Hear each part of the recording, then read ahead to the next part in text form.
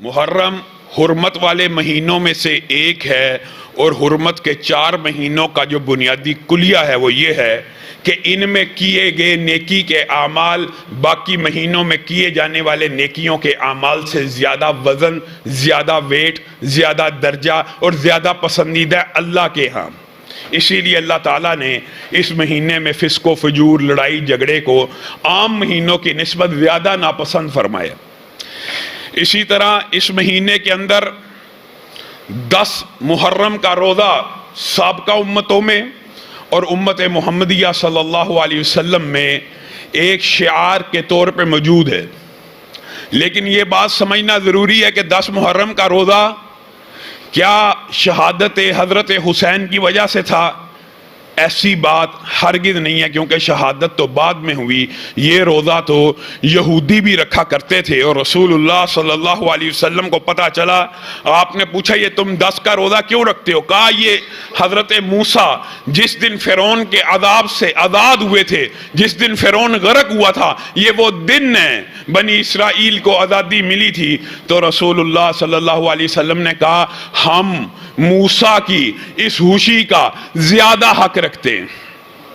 یہاں سے بھی محدثین اور مفسرین نے خوشی کے لمحات کو سیلیبریٹ کرنے کا طریقہ بھی بتلایا۔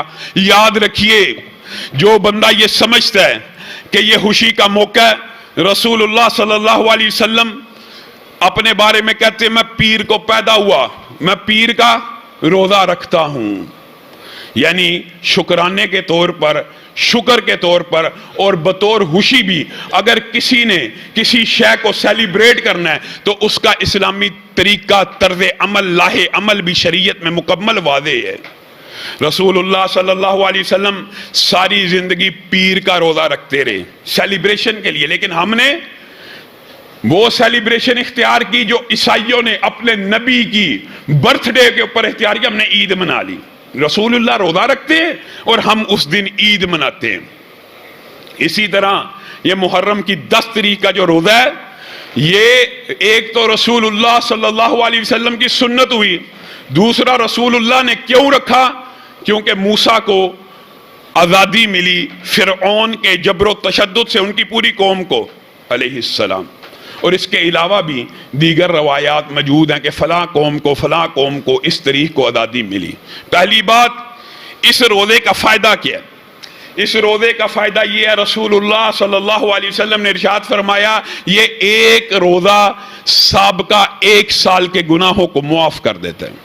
دوسری بات یہ ہے کہ رسول اللہ صلی اللہ علیہ وسلم تو ساری زندگی 10 محرم کا روزہ رکھتے رہے، لیکن جب آخری سال رسول اللہ کی زندگی میں آیا، پچھلے جمعے میں آپ کے سامنے یہ کلیہ رکھا تھا کہ ابتداً رسول اللہ صلی اللہ علیہ وسلم ہر کام میں اہل کتاب کی موافقت کیا کرتے تھے، لیکن جب مدینہ میں منتقل ہو گئے پھر اہل کتاب کی بھی مخالفت ہو گئی۔ اسی ضمن میں رسول اللہ صلی اللہ علیہ وسلم نے آخری سال اس بات کا اعلان کیا اگر میں اگلے سال تک زندہ رہا تو میں 9 کا روزہ رکھوں گا، 10 کی بجائے اہل کتاب کی مخالفت کرتے ہوئے۔ یہاں سے ایک بات سمجھ لیجئے، جو بندہ اکیلا 10 کا روزہ رکھتا ہے اس نے سنت رسول کو پا لیا، کیونکہ رسول اللہ صلی اللہ علیہ وسلم نے اپنی زندگی میں 10 کا رکھا۔ لیکن جو بندہ 9 کا روزہ رکھتا ہے اس نے رسول اللہ صلی اللہ علیہ وسلم کی خواہش کو پا لیا کہ رسول اللہ صلی اللہ علیہ وسلم نے فرمایا میں اگلے سال 9 کا رکھوں گا۔ میرے بھائیو، یہ وہ مسائل ہیں جن کے اندر ضد، تعصب اور جم جانا اور کسی دوسرے کے نقطہ نظر کو قبول نہ کرنا یہ قابل تحسین بات نہیں، اس باب میں وسعت ہے۔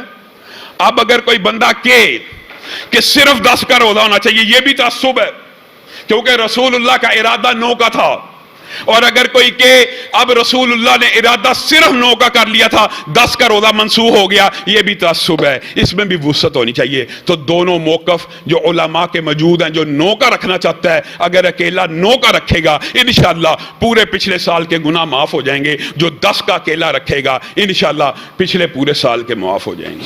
کوئی حرج نہیں ہے، وسعت ہے۔